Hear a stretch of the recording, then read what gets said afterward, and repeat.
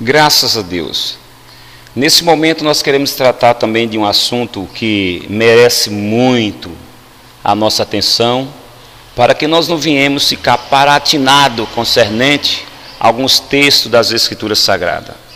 É falar daquele velho assunto onde muitos ficam preocupados quando lê sobre Balaão montado na sua jumenta e a sua jumenta conversa com Balaão.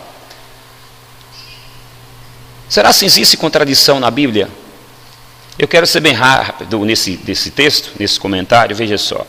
No livro de Números, capítulo de número 23, muitos perguntam, eu já fui deparado com algumas perguntas dessa e uma dessa aqui que às vezes a gente fica observando as Escrituras e diz o que a palavra de Deus quer dizer com isso, mas Deus abre o seu conhecimento para que você chegue ao ponto de entender o que Deus está falando.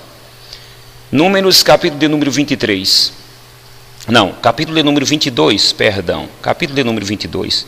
O versículo 27 diz o seguinte: E vendo a jumenta, o anjo do Senhor, a jumenta deitou-se.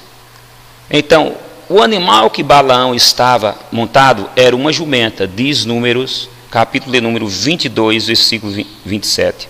No versículo de número 28 fala da jumenta também. Então o Senhor abriu a boca da jumenta. Artigo feminino. 29. Balaão disse à jumenta. Versículo 30. E a jumenta disse a Balaão. Então, versículo 33. Porém a jumenta me viu e já 3 vezes se desviou diante de mim, diz o anjo para Balaão. Então, Balaão estava montado em quê? Em uma jumenta, né? Mas em uma jumenta, você tem certeza? E quando a gente lê outros textos bíblicos que nos mostra que não era uma jumenta, como é que a gente pode se desenrolar desses textos tão misteriosos? Vamos comigo? 2 Pedro, capítulo de número 2, versículo de número 16. Olha o que nos diz o texto. Capítulo de número 2 de 2 Pedro, versículo de número 16. Mas teve a repreensão da sua transgressão o mudo jumento, artigo masculino, falando com voz humana, impediu a loucura do profeta. O que aconteceu com Pedro, hein? O que Pedro quer dizer com isso? Uma jumenta, em Números, está destacado que Balaão está sobre uma jumenta no livro de Números, e o irmão Pedro, ele diz que foi um jumento. E aí, hein? Como é que fica essa coisa? Onde a gente vai chegar com tantas contradições, ou não existe contradição? Vamos lá, vamos desenrolar esse negócio.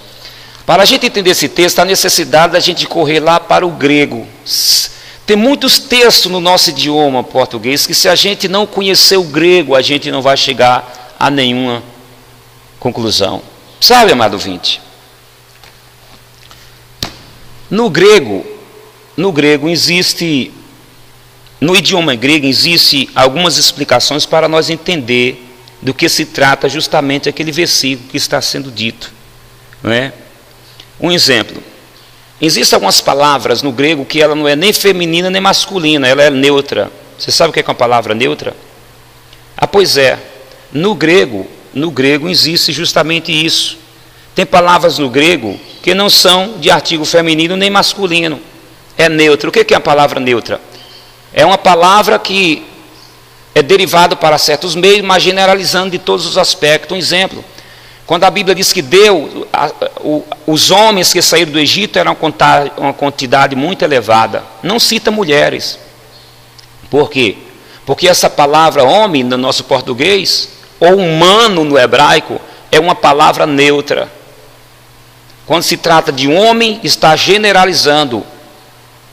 É como você diz assim: eu fui ontem para a igreja, foi uma benção. Você está falando que foi para o meio dos irmãos, não especificou se era homem ou se era mulher. Eu fui para a igreja, você generalizou.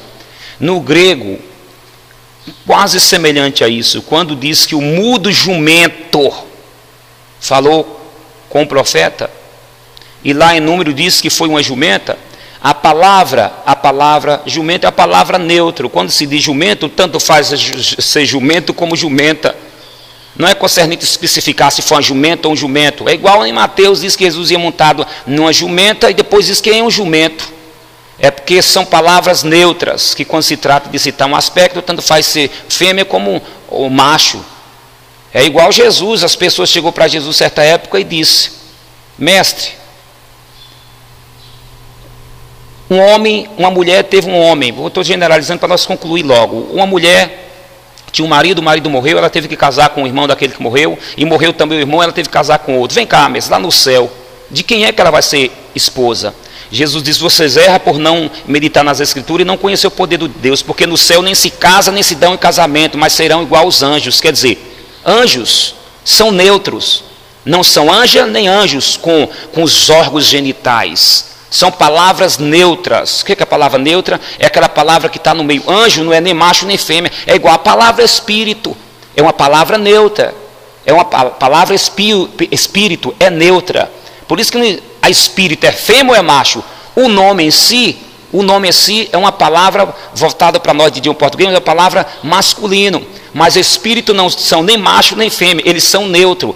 É por isso que Paulo diz que no dia do arrebatamento da igreja, nosso corpo vai passar por uma transformação, né, e muitos órgãos do nosso corpo físico vai ser destruído.